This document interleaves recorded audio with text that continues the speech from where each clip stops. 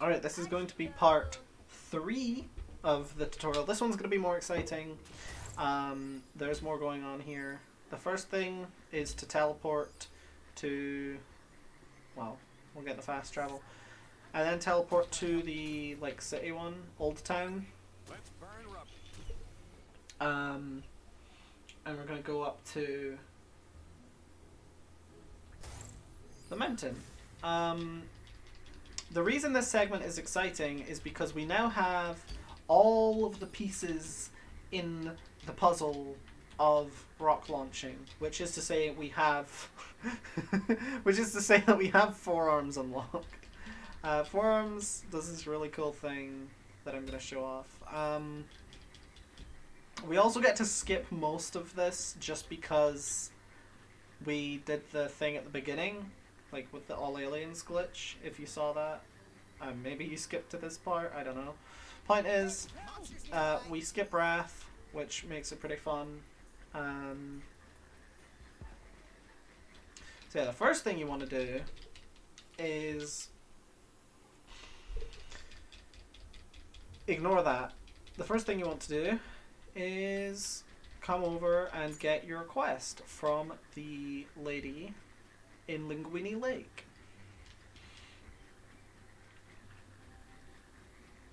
So she's going to be right over here. And when we speak to her, she will give us the quest, Astrid.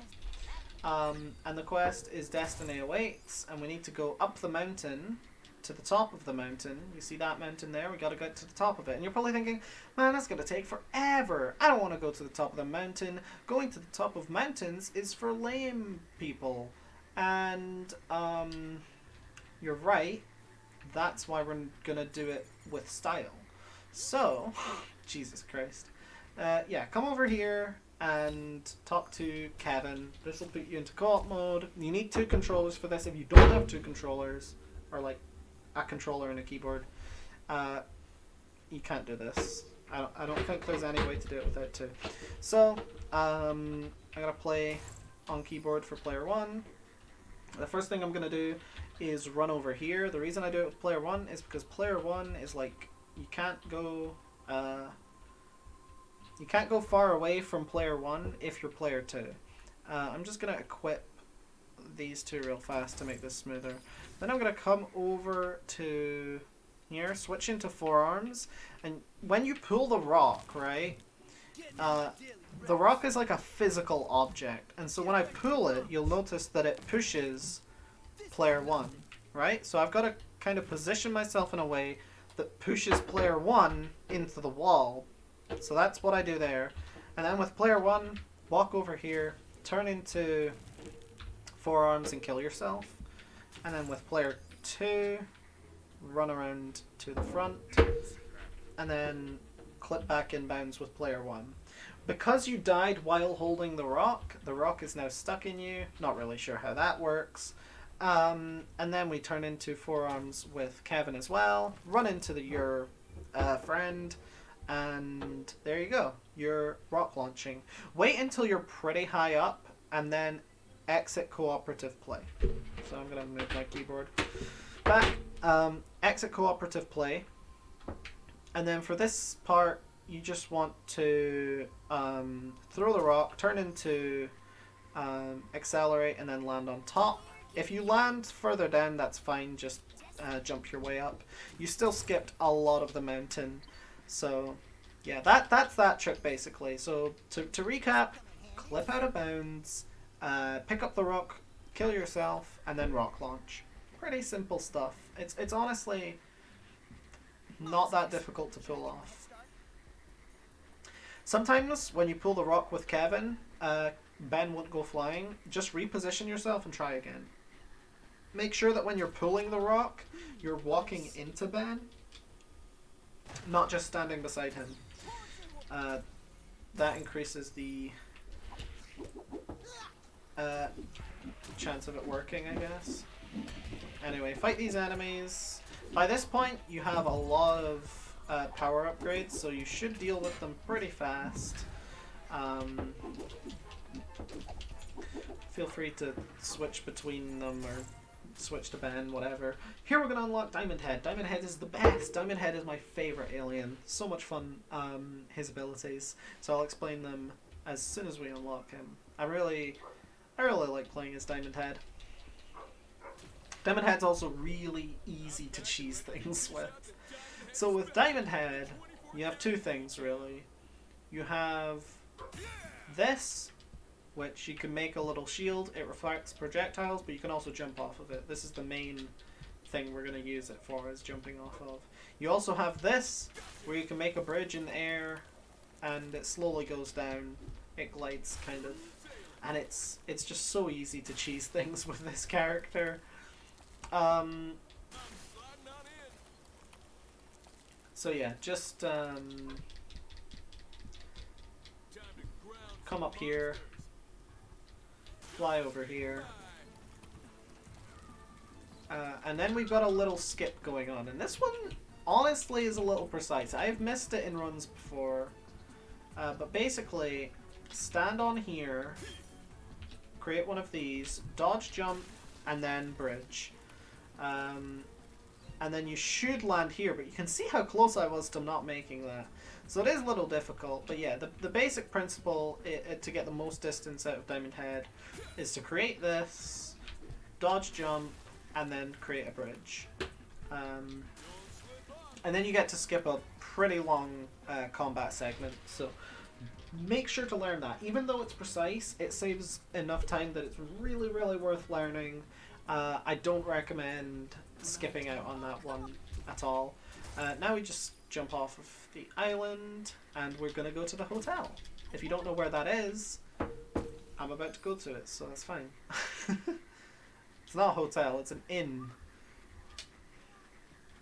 Pretty much the same thing. Oh, pardon me. I did not mean to grind that rail. I was in a Sonic Adventure 2 kind of mood, I guess. But yeah, you just run up here, talk to this receptionist lady. And then we're gonna... This is really difficult. I don't know why I always fail this, but you gotta jump up like that. It's not hard, but I always fail it. And then in this room, you have Hex's bedroom.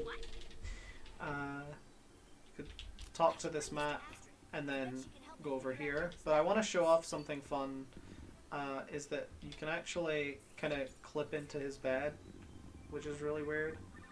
I don't know, I just thought that was fun. I think if I'm playing as... never mind, whatever. I should probably get on with the tutorial. Talk to Gwen. Always talk to Gwen. You should know this by this point. Never delay a Gwen call. A Gwen call. If Gwen was my uncle, she'd be my Gwencle. What am I doing? Anyway, go back to Astrid, and we're going to do one of the... We're actually going to favorite Diamond Head, just so this segment's easier. Yeah, go over to Astrid, and we're going to do a little fetch quest. It's actually fun. I like doing this part. Jump off the island immediately. You don't need the island anymore. And then over at this segment, probably thinking, oh my gosh, that's really far. How are we going to get there? Yeah, we're just going to roll jump bridge. It's so easy with this character. Man, Diamond Head makes this so much easier. Then run along here. Careful not to drown. Remember I said careful not to drown? Careful not to drown. So yeah, you can follow the markers basically, or just follow what I'm doing. This whole segment is just platforming across the islands. I would just recommend getting the hang of Diamond Head's movement, because I don't really want to explain the route that I'm doing in detail, because when I speedrun this segment, I tend to go whichever direction my heart desires. I tend to switch it up a little bit, and the reason is literally just because as long as you understand where you're going next and how Diamond Head's movement works, you're not going to lose time by going a different way, usually. So, I mean, you can follow what I'm doing here, and that's fine. This is a fast way to do it. It might be the fastest. It's what I did in my world record, I'm pretty sure. But just be careful to, like, understand what I'm doing, like how I'm jumping and stuff, because that's really the important part. You just gotta kind of understand Diamond Head's movement, and that segment is really easy. Jump off the island here, and then just run back over to Astrid. Get the power, of course, because Ben needs to be strong. And then we're actually coming up on the end of this segment, really. We just go up the mountain and fight the boss. So yeah, spam Astrid.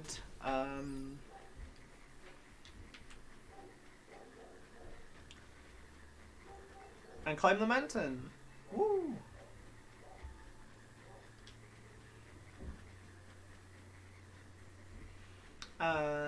This mountain climb is really easy because we use another rock launch, but before we get to the rock launch, just do as I do, which is heat blast my way up here.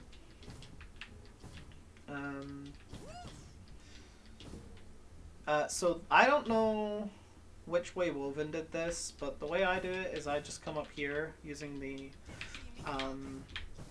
heat blast glitch, and then I diamond head and I bridge so that we can get over this wall.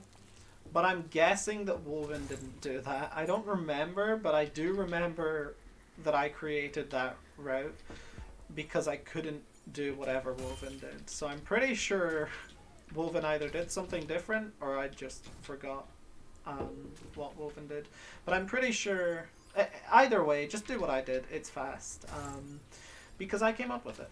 And that means it's fast, because I have a world record. So yeah, just make your way up the path, and then we're going to go into co-op again. This is a slightly more difficult one, but really you should be able to get this pretty not pretty simply, but pretty easily. Yeah, get up here, get Kevin in, controller switch. I have failed this segment so many times. Basically, you jump over here using... don't collect that, by the way. You'll get a pop-up. Then, see, that's it. I always get the binds wrong because I'm on a different controller. But, no!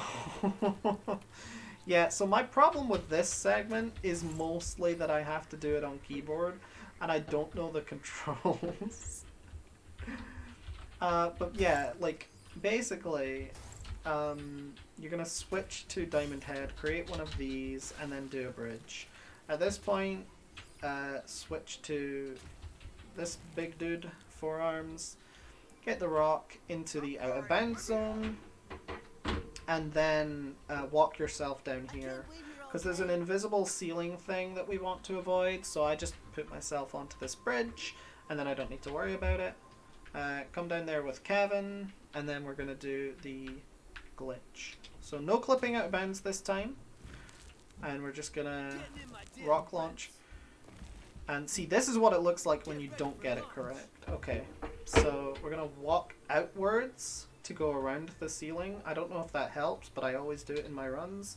And then we're at 200 meters, so we're just going to switch out of cooperative play. And then... like I said before, wait until like 340 maybe, I don't know. And then switch into accelerate and land inside this arena. But you have to go to the start of the little area to get the cutscene. And then we have the only boss fight where we're not allowed to transform. The reason for this is because we don't have Wrath unlocked. We're going to play as him anyway because the game sets you to him despite the fact that you don't have him unlocked. But as soon as you transform off of Wrath, you don't get to play as him again. So, you know, enjoy that one combo you did as him.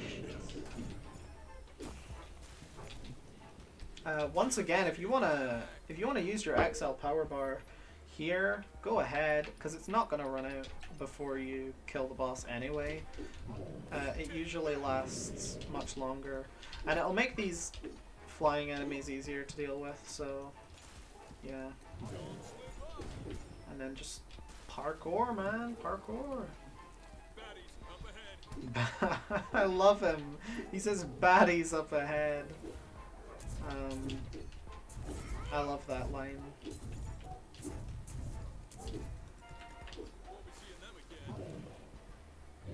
How do I get up here? Yes, I do this.